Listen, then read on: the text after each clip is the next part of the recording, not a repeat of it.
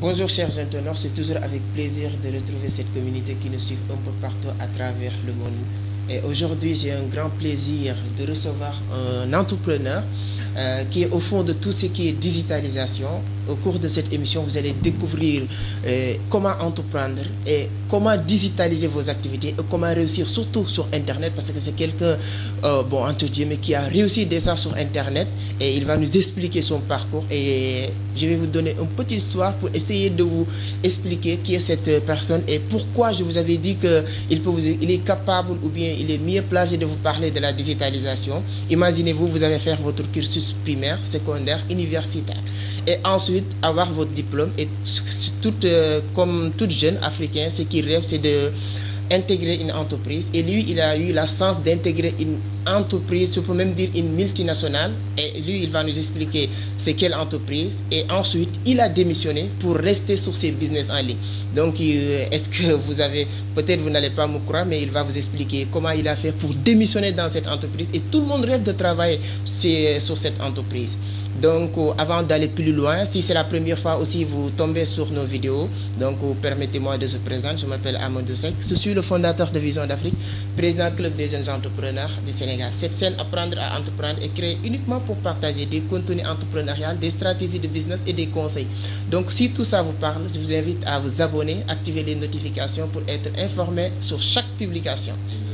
Voilà, donc avant d'attaquer le sujet, je vais donner le micro à notre invité de se présenter d'abord. Okay. Frère. On est ensemble. Sec, merci beaucoup. Merci de m'avoir invité sur ta plateforme. Je suis très content d'arriver sur cette chaîne. Donc moi, c'est Justin Mortodé, donc de formation, je suis architecte. Voilà, c'est ça. Donc je suis architecte et puis maintenant, comme activité, hein, je fais de l'architecture et en même temps des business sur Internet, dont on aura l'occasion d'en parler tout à l'heure. Okay. Donc nous allons parler de business en ligne, comme il a si bien dit. Mais avant, je viens de dire que vous travaillez où avant de lancer vos propres activités et vous avez démissionné. Ouais. C'est exactement. Ouais, exactement. Donc est-ce que vous pouvez nous expliquer c'était quelle entreprise et en même temps aussi qu'est-ce qui vous a poussé à démissionner? Quelque chose que vous devez transmettre à nos leaders africains. Bon, je salue au passage nos amis ivoiriens, maliens, guinéens et sénégalais. On voit ce qui se passe actuellement en Afrique, donc c'est vraiment dommage. Mais vous avez démissionné. Oui, non, j'ai démissionné. Alors, j'ai démissionné parce que déjà, je ne me sentais pas tellement bien. Et d'ailleurs, dire que j'ai démissionné, peut-être c'est trop, mais en fait, j'étais stagiaire très bien payé. Stagiaire, stagiaire, j'étais très bien payé. Et même quand je voulais quitter le stage, en fait, il y avait des propositions de 2 millions de francs CFA de salaire par mois. Avec... Vous avez laissé tout? Non, j'ai tout laissé. Parce que pour celui qui va accepter ça, c'est pour quelqu'un qui ne connaît pas la puissance de l'Internet. Ceux qui s'accrochent encore à leur boulot, là, c'est parce qu'ils ne comprennent pas seulement la puissance de l'Internet. Ça, c'est des choses que sur Internet, tu peux gagner ça dans la semaine, tu peux gagner ça en 2-3 semaines, quoi. Donc, pour ceux qui comprennent ça, ils ne s'accrochent pas. Alors, le cabinet, en fait, c'est un cabinet où tous les jeunes architectes rêvent, hein, les jeunes architectes du monde entier, surtout les Africains, parce que c'est le cabinet Pierre Atepa. Alors, tapez juste Pierre Atepa. Goudiaby. Donc, c'est lui que vous êtes en train de voir son image, c'est lui le Pierre Atepa, Père Goudiaby. Oui, Pierre Goudiaby. Voilà. Pour ne pas dire le monde. Exactement. Vous étiez dans son cabinet. J'étais dans son cabinet. Et j'étais dans son cabinet. Alors, pour ceux qui ne savent pas qui est Atepa, en fait, l'architecte qui a construit le monument de la Renaissance au Sénégal, toutes les banques centrales, le siège de la CEDEAO à Lomé, qui a construit, par exemple, à N'Djamena, la place de la Nation, les aéroports, qui a, en tout cas, président de l'Ordre des architectes d'Afrique. En tout cas, tous les jeunes africains, quel que soit le pays où ils sont. Parce que lui, après, quand il est rentré des États-Unis, après ses études, beaucoup de jeunes veulent le suivre pour venir travailler dans son cabinet. Donc moi, quand je disais que non, je quittais. Pour beaucoup, en fait, beaucoup disaient que non, Justin, non, c'est pas possible, quoi. Pourquoi tu quittes, quoi? Est-ce qu'on te paye mal? Ou bien, en tout cas, qu'est-ce qui va pas, quoi? J'ai dit que non. Et puis, en plus, tu es jeune. Pourquoi tu quittes, quoi? Alors, je vais vous expliquer tout à l'heure pourquoi. La magie de l'Internet. Parce qu'avec Internet, il n'y a plus de limites. C'est ce que j'ai compris. Avec Internet, il n'y a plus de limites. Alors, en étant encore dans le cabinet Atepa, j'ai commencé déjà à développer mes activités sur Internet. Et après, je suis arrivé à des niveaux où, après, en fait, ça ne m'intéresserait plus. Si c'était juste à cause d'argent, c'est pas un bon choix. Si je devais juste travailler là-bas pour le salaire qu'on me propose, je me suis rendu compte également que j'ai beaucoup appris aux côtés de lui et aux côtés de plein d'autres architectes que j'ai rencontrés là-bas, des Japonais, des Coréens, des Portugais, j'ai rencontré des architectes français. En tout cas, j'ai beaucoup appris et je me suis dit que j'ai suffisamment appris déjà. Donc, je me dis c'est bon. C'est bon. Donc, avant de... Bon, le sujet, ce n'est pas de parler de son parcours au niveau de Père Goudiaby parce qu'il est en train de développer des choses beaucoup plus importantes de ça. Mais une chose, Père Goudiaby Atepa, c'est quelque... Bon, je dis ici au Sénégal, même les hommes d'affaires, les milliardaires, c'est très difficile d'approcher Père Goudiaby. En tant que jeune, comment vous avez fait pour approcher ces moussiers et travailler avec lui? Comment vous avez fait? Alors, il y a ce qu'on appelle la guérilla marketing. C'est des termes que... Au début, quand je faisais ça, je ne comprenais rien de ça. Alors moi, la guérilla marketing que j'ai appliquée là-bas, c'est quoi? C'est que j'ai déposé mes dossiers quand j'étais étudiant, quand j'étais en 4e année d'architecture. J'ai déposé comme tous les jeunes, je dépose mon CV, ainsi de suite, mais ça n'a pas marché. En fait, j'ai déposé. Et là, c'est même bien avant que j'ai déposé. J'ai déposé même quand j'étais en 2e ou 3e année, mais ça n'a pas marché. Ce que j'ai fait, j'ai maintenant fait tous les projets que j'ai réalisés. J'ai cumulé tout ça et je suis allé déposer, je suis allé voir des architectes, pas lui. Je suis allé voir des architectes qui travaillent déjà là-bas. Je les ai proposés, j'ai dit que voici ce que je fais déjà. Tu vois, quand je suis arrivé là-bas, on m'a dit que bon, c'est bien tout ça, mais il y a des gens qui font mieux que ça. Je dis qu'il n'y a pas de problème, il y a des gens qui font mieux, mais je sais que si vous me mettez dans les mêmes conditions, je vais m'en sortir. On m'a dit, ok, on va te donner un projet, tu nous fais à la maison. Et ça, je ne vous parle même pas de Atepa, je parle juste des gens qui sont encore là. Donc, quand j'ai fait le projet, en fait, j'ai remis à un gars, il est très sérieux quand il a vu, il a apprécié. Et c'est lui qui a dit que toi, tu as un niveau qui mérite d'avoir un stage ici. Donc, ça, j'avais eu un stage d'1 mois. 1 mois. Donc, j'avais eu un stage d'1 mois. Mais mon stage a été prolongé dès la première semaine que j'ai commencé. Dès la première semaine que oui, voilà, dès la première semaine, mon stage a été prolongé de 3 mois. Et finalement, alors depuis la 4e année d'architecture jusqu'à mon diplôme d'architecte, moi-même j'ai décidé de quitter. Oui, c'est moi-même j'ai décidé. De quitter. Voilà. Okay. C'est pas qu'il y a un problème ou bien quelque chose. Moi-même, un soir, je suis arrivé chez lui, on a discuté calmement. Je lui ai dit que j'ai des activités qui commencent à me prendre beaucoup de temps. Et je ne pourrais pas être engagé à travailler dans son entreprise ou bien à continuer mes activités avec lui. Je préfère gérer mes propres activités. C'est comme ça. Donc, on est toujours en contact avec lui. Et la plupart des autres architectes qui sont là-bas, ça fait déjà des années, 1 an ou 2 ans que je ne suis pas là-bas. Mais on a toujours de bons rapports. Ce n'est pas que c'est un problème, mais c'est parce que j'ai compris quelque part d'autres choses, c'est ça. Et comme tu as dit, c'est pas de parler de ces histoires-là, mais c'est de parler de pourquoi, de ce que je suis allé faire. Ouais. C'est ce que beaucoup d'autres qui sont ici, ça va les intéresser. Qu'est-ce que j'ai quitté là-bas pour aller faire? C'est ça. Ouais. Il ne s'agit pas de quitter juste pour quitter. Exactement, parce que vous avez déjà développé d'autres business. Comme voilà, vous pouvez prendre un stylo, un bout de papier et noter parce que vous allez apprendre beaucoup de choses. La première chose que j'ai appris, parce qu'avant de déposer vos dossiers, vous avez développé un esprit qui est totalement différent avec les autres. Parce que les gens, ils allaient déposer leur CV et ça ne marche pas. Vous l'avez fait, mais vous avez dit qu'il faut que j'ai essayé d'autres stratégies peut-être qui vont marcher. Donc l'autre stratégie, c'est d'aller proposer les projets que vous avez déjà développés. Donc voilà, c'est juste... Amener des trucs qui sont déjà prêts. Voilà. Pour prouver que voilà, je maîtrise ce que je vous demande de me donner. Okay. S'il y a des modifications à faire, on fait des... Mais on ne te rejette plus. Elle dit que c'est vraiment... Tu offres une possibilité. Tu ne donnes même pas de porte de sortie. Exactement. Tu viens, par exemple, c'est des conseils que je donne aux jeunes qui font, par exemple, des sites internet. Si vous voyez une entreprise qui n'a pas de site internet, vous n'allez pas venir vous dites que est-ce que je peux vous faire un site internet. Ça c'est une démarche ancienne. Ouais. La bonne démarche maintenant c'est de faire tout le site et venir proposer le site. Dire que voici le site que j'ai constaté que vous n'avez pas de site. Mais la bonne nouvelle, je vous ai proposé déjà un site. Qu'est-ce que vous en pensez? Là on ne va pas vous rejeter. Là, c'est très difficile de rejeter des propositions comme ça. Voilà pourquoi moi, je dis très souvent aux jeunes que n'allez pas dans une entreprise pour dire que je cherche du travail. Venez dans une entreprise pour dire que je vous apporte ça. Exactement. En tout cas, pour confirmer ce que vous venez de dire, lorsque je voulais créer SN Marseille, notre plateforme de vente en ligne, www.snmarseille.com, qu'est-ce que j'ai fait? J'ai regardé beaucoup de propositions, beaucoup de personnes qui nous disent que nous, on sait créer des sites de vente en ligne, mais j'ai allé voir des gens qui ont déjà développé des plateformes de vente en ligne. Et lorsque j'ai regardé, je me suis dit, ce sont les personnes qui devaient faire mon plateforme. C'est ça que je fais sur SN Marseille. Donc, voilà, maintenant, on va parler de l'entrepreneuriat parce que ce n'est pas que vous êtes à Steak que vous parlez uniquement de ça, parce que vous êtes un grand entrepreneur, vous développez beaucoup de business et tout ça. Bon, première question, pourquoi actuellement tout le monde parle de l'entrepreneuriat, surtout les jeunes?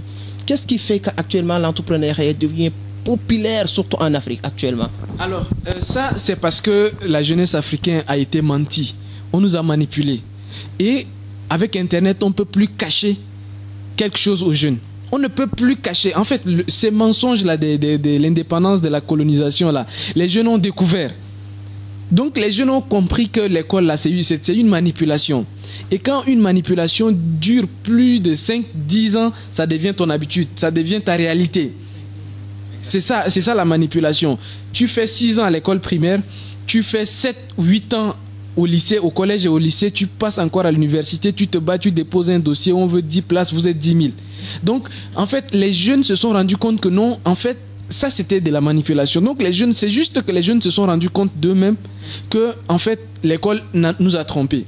C'est pour cela qu'on a vu très clairement avec la vague de l'Internet, beaucoup de jeunes ont découvert ça. Donc, c'est très simple, c'est Internet qui a ouvert les yeux. Internet a ouvert les yeux aux jeunes maintenant qu'on ne peut pas continuer à être manipulé. Bien sûr qu'après on peut donner plusieurs raisons sociologiques, mais la première raison c'est l'avancée technologique qui a fait découvrir, parce qu'au début nous autres là, moi tu sais que j'ai commencé mon business avec les cabines téléphoniques quand j'avais 16 ans, j'étais en classe de seconde. Mais c'était tellement mal vu qu'un jeune qui va à l'école, qui revient, qui gère son business, qui va à l'école, et moi-même là je trouvais ça bizarre, mais il n'y avait pas une raison qui allait me conforter dans mes décisions. Mais avec Internet, je me rends compte qu'il y a des jeunes... Alors, ça, c'est quand j'avais 20 ans, un peu plus, 22 ans. Je vois des jeunes de 17 ans qui sont déjà millionnaires. J'ai vu des jeunes de 17 ans millionnaires déjà. Et là, je me dis que, waouh, attends. Donc, je suis sur le bon chemin alors. Parce que de l'autre côté... S'il n'y avait pas Internet, je n'allais pas découvrir qu'il y a de l'autre côté des petits qui sont milliardaires, des petits. Et ça va déconstruire cette mentalité-là. Parce qu'en Afrique, quand tu as 40 ans, on te donne déjà plus ou moins ce que tu vaux. Un jeune de 20 ans, on dit que non, lui doit être étudiant. Dès qu'on te voit, tu as 20 ans, en tout cas tu es jeune, on suppose que tu es étudiant. Ouais. Ou bien, en fait, on ne pense même pas que toi, là, tu peux être un businessman. Quand tu as 30 ans, on dit, est-ce que tu es en train de chercher du boulot? C'est quand tu as 40 ans, maintenant, on te voit si tu peux acheter une moto ou bien une voiture. Mais ça a totalement changé. Et ça, c'est Internet qui a ouvert les yeux des jeunes sur ça. Aucun jeune, maintenant, ne réfléchit comme les vieux d'avant. Je ne dis pas que les vieux ils ne réfléchissaient pas trop, mais ils n'avaient pas assez de connaissances. Il n'y avait pas la connaissance à leur disposition. Mais nous, aujourd'hui, avec Internet, là, la connaissance, peut-être que si tu la refuses, mais sinon la connaissance est aujourd'hui ouverte à tout le monde. Et les jeunes ont découvert la vérité, tout simplement. Voilà pourquoi ils se lancent de plus en plus. Et moi, j'encourage les jeunes, ceux qui veulent se lancer dans les business, je les encourage à fond. Parce qu'aujourd'hui, quand tu n'as pas d'argent, on sait, le business là, d'ailleurs, on commence d'abord ici en Afrique avec Cyril Ramaphosa, en Afrique du Sud. On a dit que dans le futur, là, les hommes politiques vont disparaître. C'est les hommes d'affaires qui vont gouverner les pays. Les gens n'ont pas compris. Hein. Donald Trump a donné l'exemple. Cyril Ramaphosa, il y a plein d'exemples qui vont venir comme ça avec Patrice Talon. Il n'y aura que ceux qui auront le pouvoir financier qui pourront diriger le pays. Parce que quand tu n'as pas le pouvoir financier et que tu diriges un pays, tu es manipulé. C'est l'exemple de Macron. Quand tu n'es pas solide financièrement et que tu veux diriger un pays, tu vas être manipulé. Et tous les pays africains dont les chefs d'État sont manipulés, c'est à cause de ça. Donc les jeunes ont commencé à comprendre. Et toutes ces vérités-là, peut-être nous ne sommes pas les premiers à dire. Il y a bien d'autres qui ont dit ça avant. Et au fur et à mesure, ça va être accessible à tout le monde de connaître vraiment la vérité que l'école nous a manipulés et que l'Internet vient d'ouvrir les yeux aux jeunes africains. Donc l'Internet est à la disposition de tout le monde. Donc je pense que tout le monde peut se lancer en entrepreneuriat. Donc Justin vient de vous conseiller de se lancer au fond. Et ceux qui vont diriger l'Afrique ou le monde, ce sont les hommes d'affaires, les businessmen. Si vous n'avez pas de sous, vous êtes hors jeu. Donc est-ce qu'il y a des qualités particulières à avoir pour entreprendre? Est-ce qu'il y a des qualités particulières? Alors, s'il y a une qualité, c'est le courage. Ça, en fait, ça c'est quelque chose qu'on va... il faut qu'on se le dise, il y a le courage. En fait, moi, il y a des qualités qu'on peut se former. Alors, c'est pour cela que toi, tu formes beaucoup de jeunes entrepreneurs. Il y a des stratégies, ainsi de suite. Mais tu sais que la réussite, c'est 80% de mindset et 20% des stratégies. En fait, c'est pas l'inverse. Il faut d'abord, dans la tête, être très fort.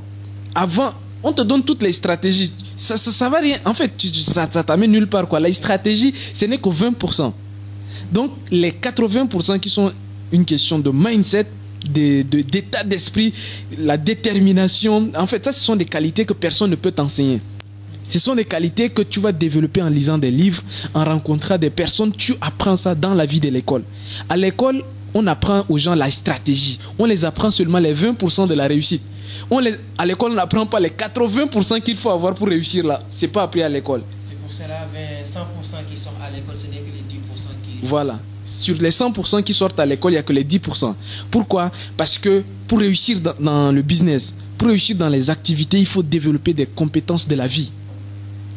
Et les compétences, où on peut apprendre ces compétences, dans quel endroit, les séminaires? Bien sûr, je viens de dire, il faut beaucoup lire, il faut rencontrer beaucoup des entrepreneurs. Et toi, on se rencontre à presque tous les séminaires. Ouais. Chaque semaine, on se rencontre à des séminaires. En fait, tous les entrepreneurs qui viennent un peu partout, du Bénin, de la Côte d'Ivoire, de la France, un peu. Quand ils font des séminaires, on est toujours là, quel que soit le prix. Parce que c'est là-bas qu'on développe l'esprit. C'est là où j'ai appris le mot « remplissez vos têtes et laissez vos têtes remplir vos postes ». Exactement. C'est exactement ça le principe. Le principe, les qualités qu'il faut avoir, c'est des qualités psychologiques. Développer la vente, développer la persuasion, développer ta capacité d'influence, surtout le courage, la persévérance. Ça, c'est des choses qu'à l'école, il n'y a pas une matière qui s'appelle persévérance. À l'école, il y a maths, il y a français, il y a philosophie. On ne va pas aller là-bas t'apprendre comment être courageux. Il n'y a pas ces matières-là à l'école. Il n'y a pas ces matières, comment avoir de bonnes relations avec les gens, comment développer les relations dans le business, comment apprendre à persuader les gens. Ça, ce sont des matières de la vie, ce ne sont pas des matières qu'on enseigne à l'école.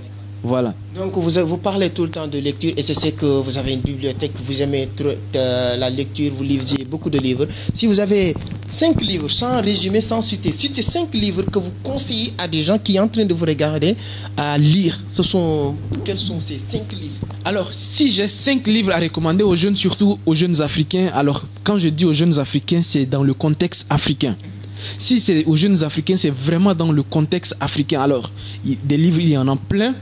Toi, je ne veux pas te recommander les mêmes livres que quelqu'un qui vient de commencer dans le business. La personne qui vient de commencer dans le business, ce sont des livres de mindset, comme je l'ai dit. C'est préparer d'abord son esprit. Pour cela, je recommande le livre La chèvre de ma mère de Ricardo Kanyama. La chèvre de ma mère de Ricardo Kanyama, qui est purement, en fait, c'est compréhensible pour tous les Africains. Si un Africain lit ces livres, c'est dans un contexte purement africain. Je recommande vivement ces livres. La chèvre de ma mère, le premier livre. Le deuxième, c'est les secrets, le deuxième, c'est T. Harv Eker. Alors, les lois intérieures de la richesse. Les lois intérieures de la richesse.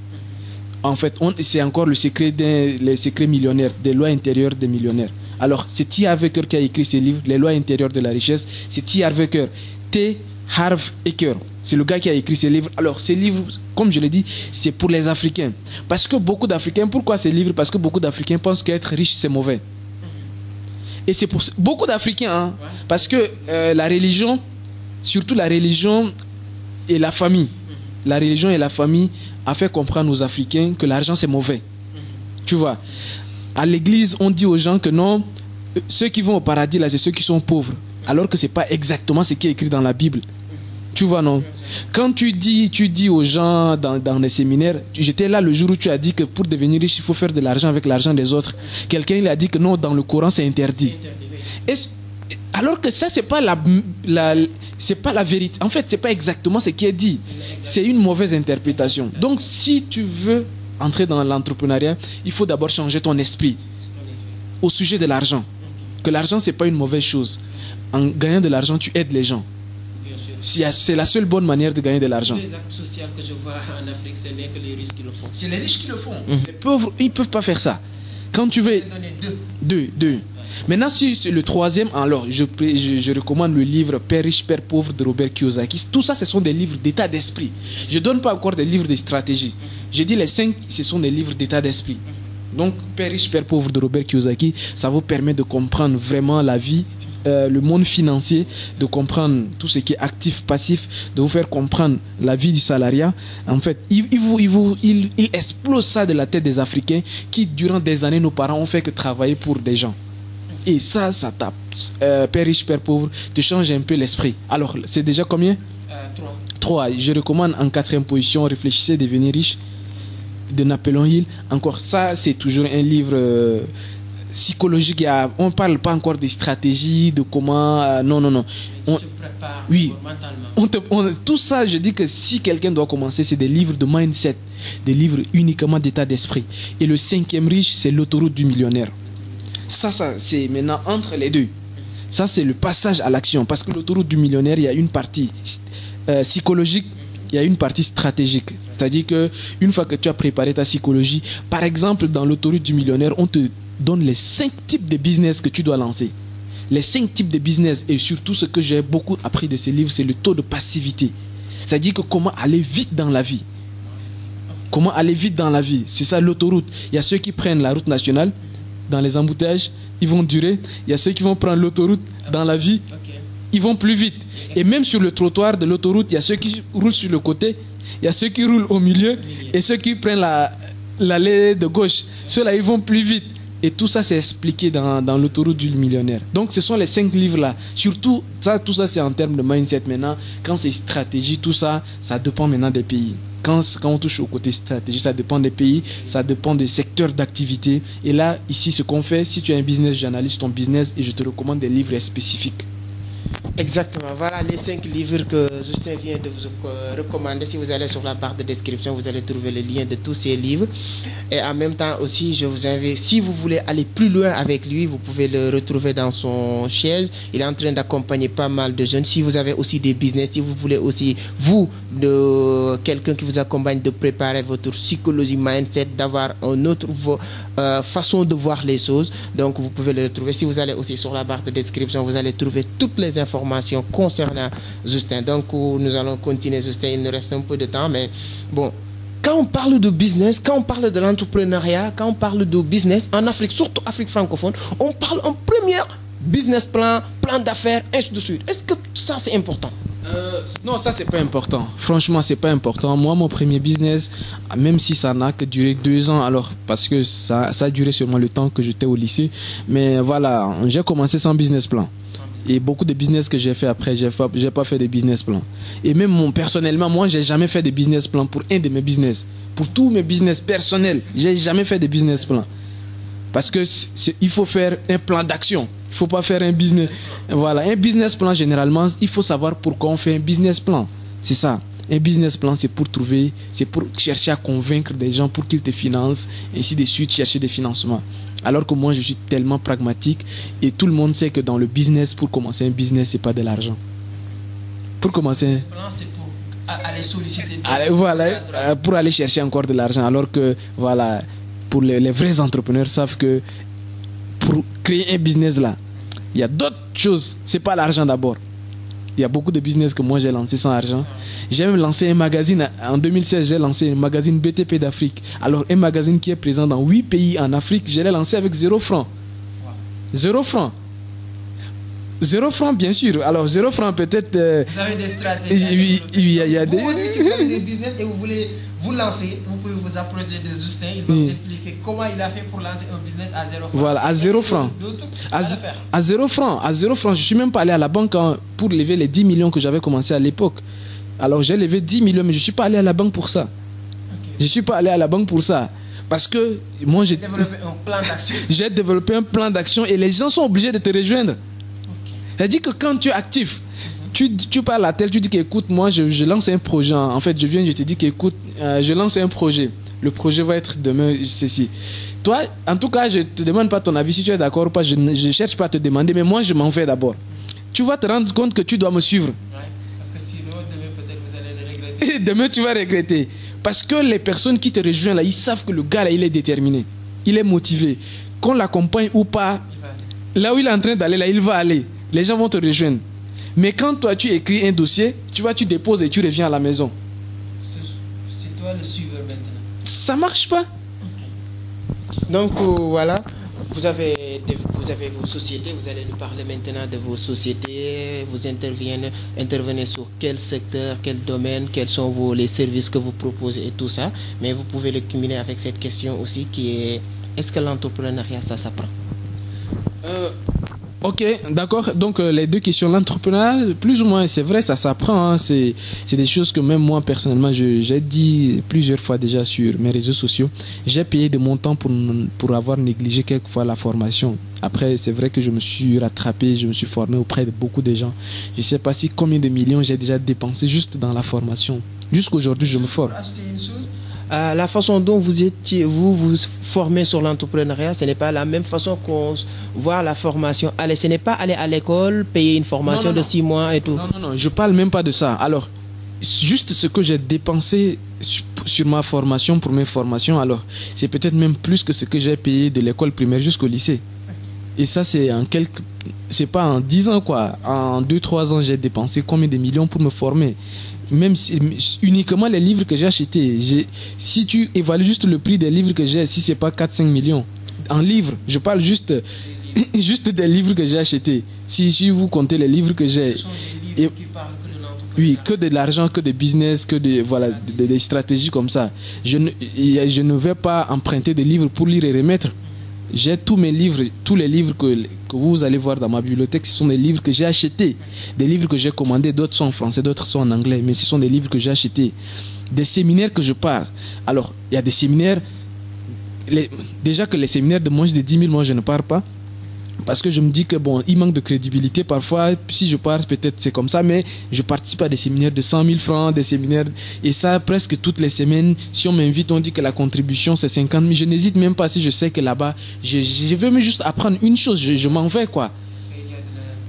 Voilà, c'est un peu ça. Donc, c'est surtout ces 3 choses-là. Se former auprès des livres. En tout cas, je ne sais pas si c'est la bonne ou la meilleure méthode, mais moi, en tout cas, c'est là-bas que j'ai beaucoup appris. Je me suis formé aussi dans beaucoup de séminaires et aussi auprès des mentors, des personnes qui ont fait déjà des choses que tu cherches à faire. Donc, j'ai comme ça des personnes qui m'accompagnent jusqu'aujourd'hui. Alors, je parle des notaires, des avocats, des personnes que tu es obligé même de les payer pour juste leurs conseils, pour qu'ils te fassent découvrir ou bien te faire éviter des pièges, quoi. Donc ça, franchement, c'est ça la formation en entrepreneuriat. C'est la formation, c'est pas un diplôme. Il y a une chose qui dit que la formation en entrepreneuriat, c'est séminaire à séminaire, livre en livre, voyage en voyage, voilà. Rencontrer des gens. Exactement. Okay. Ce sont aussi des voyages parce que comme je t'ai dit, alors je profite pour te parler de mes autres activités. Alors j'ai des activités dans beaucoup de pays. Hein. Alors ça fait une transition pour te parler également de mes activités parce que là où mes entreprises commencent à être multinationales, c'était en 2016 quand j'ai lancé un magazine qui s'appelle BTP d'Afrique.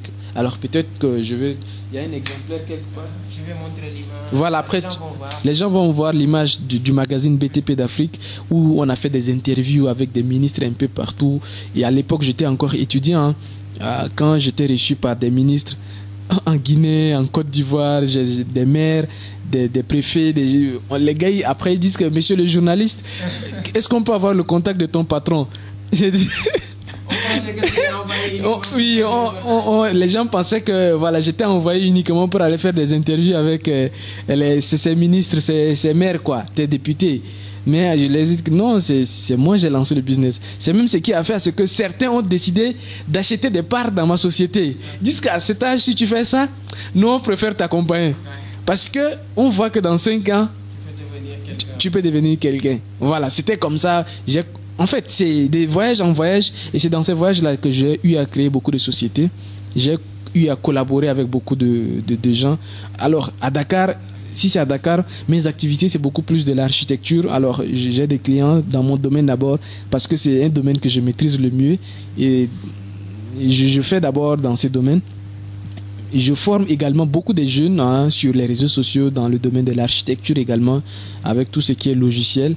Et dans plein d'autres activités, par exemple le trading, ou bien actuellement, je continue à me former dans le trading sur les crypto-monnaies.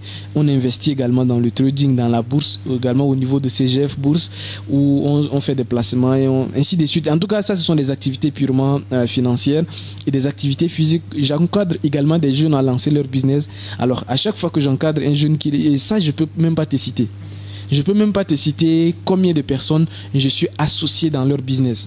Voilà.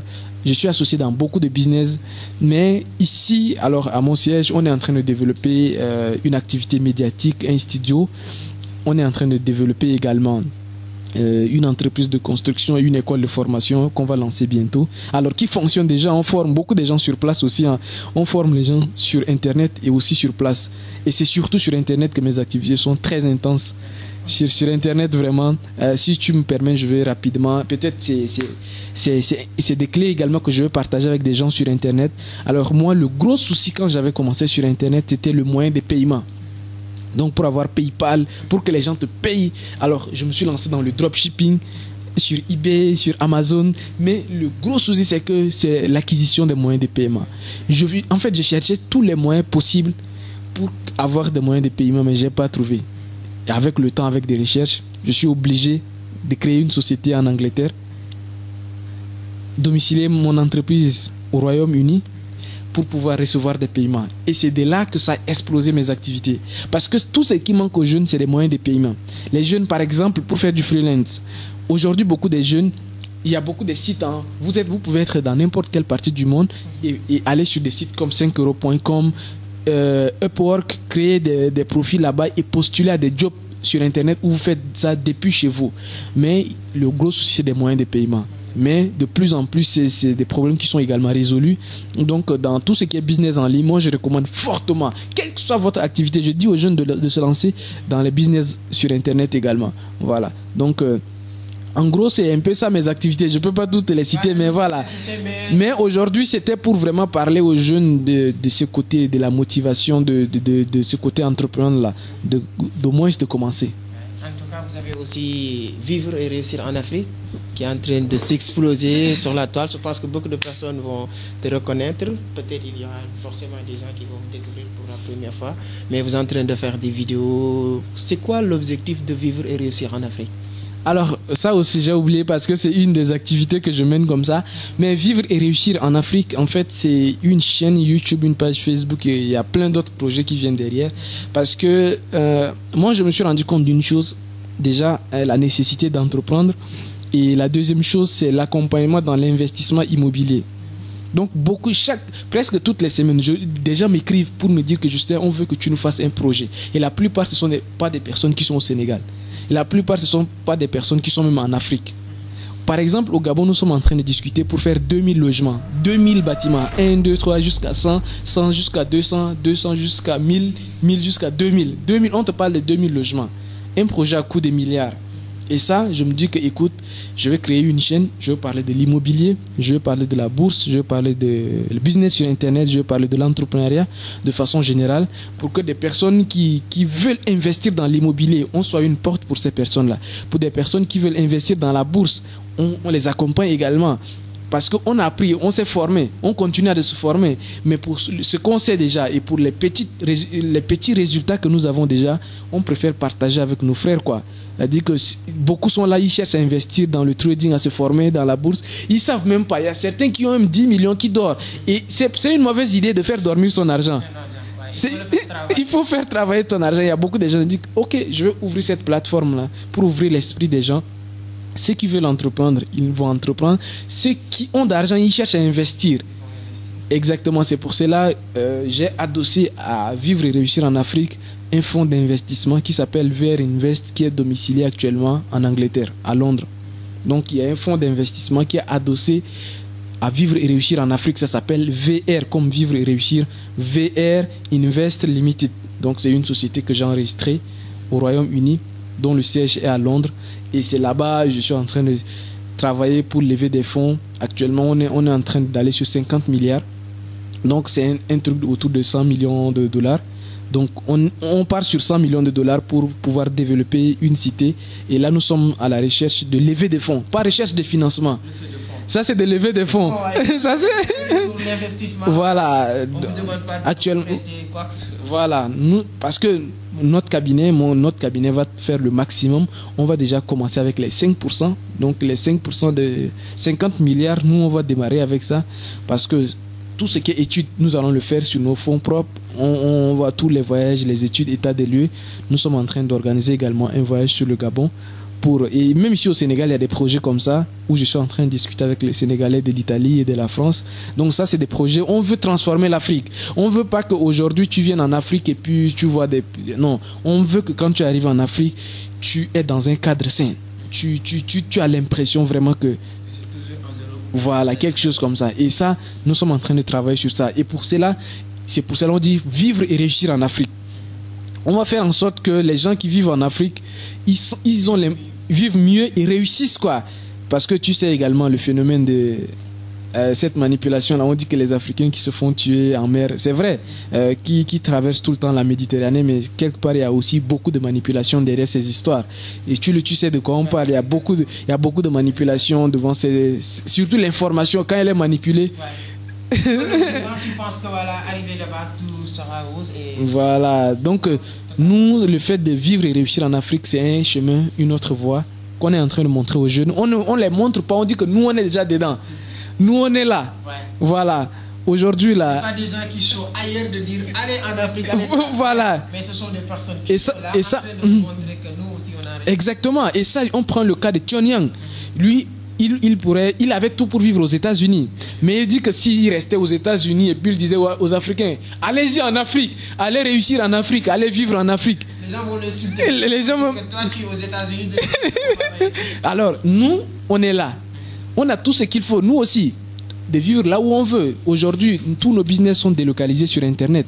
On peut en vivre de n'importe quel pays, mais on dit qu'on va réussir en Afrique. Et ça, c'est un exemple en même temps aux jeunes. Et des messages comme ça, je reçois souvent des jeunes qui disent que non, depuis que j'ai commencé à suivre ta chaîne, j'ai comme l'impression que c'est possible de réussir aussi en Afrique.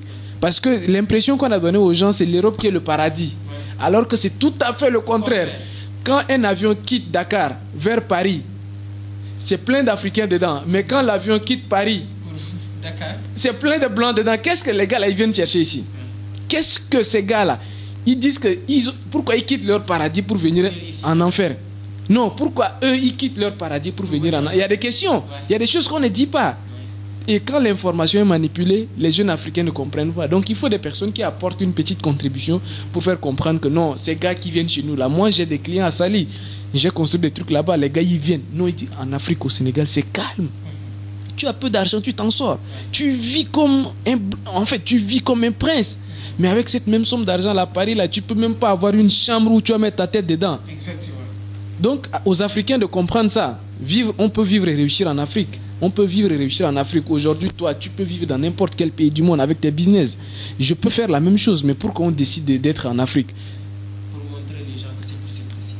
C'est pour éviter que demain nous soyons étrangers quand on va revenir chez nous. Ouais. Exact. En tout cas, je vais même dire que voilà, la deuxième partie sera business en ligne, mais je pense qu'il l'a bien développé. Vous avez compris que vivre et réussir en Afrique, c'est possible. Et la digitalisation, donc on vient de nous signaler qu'on a épuisé le timing et tout ça. Mais donc, on va résumer les deux dernières questions. La digitalisation, l'Internet.